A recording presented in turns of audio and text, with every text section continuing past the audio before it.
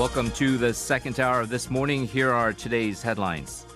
The Fundamental Act on Human Rights Policy, which includes the establishment of the National Human Rights Policy Committee, was passed by the State Council yesterday. This bill is one of President Moon Jae-in's 100 national tasks, and it is a bill jointly promoted by the Justice Ministry and the National Human Rights Commission. Both the ministry and commission will work together to develop a plan for human rights policies every 5 years, and the bill will be submitted to the National Assembly meeting tomorrow.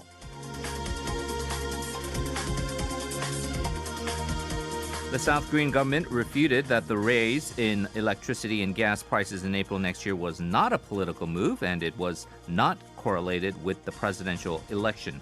The government emphasized its plan to raise the prices at the second quarter of next year, and it was to alleviate people from the burden caused by COVID-19 and inflation. The price increase will be implemented at the end of the second quarter next year, since inflation is expected to be concentrated in the first quarter due to a surge in energy demand during the winter. The United States and Russia will hold a meeting in January to negotiate on nuclear arms control and escalating tensions over Ukraine.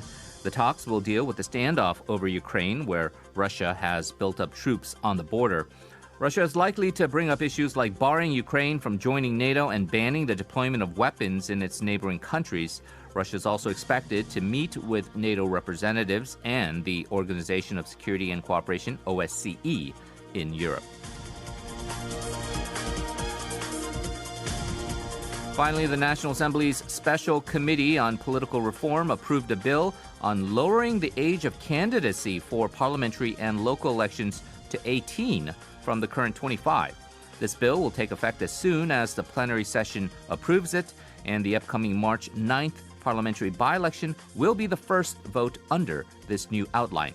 Meanwhile, the age of candidacy for a presidential election will remain for those aged 40 or older. And you can listen to these headlines once again on our YouTube channel by searching TBS eFM. Once there, you'll also get a script of the headlines and subtitles as well.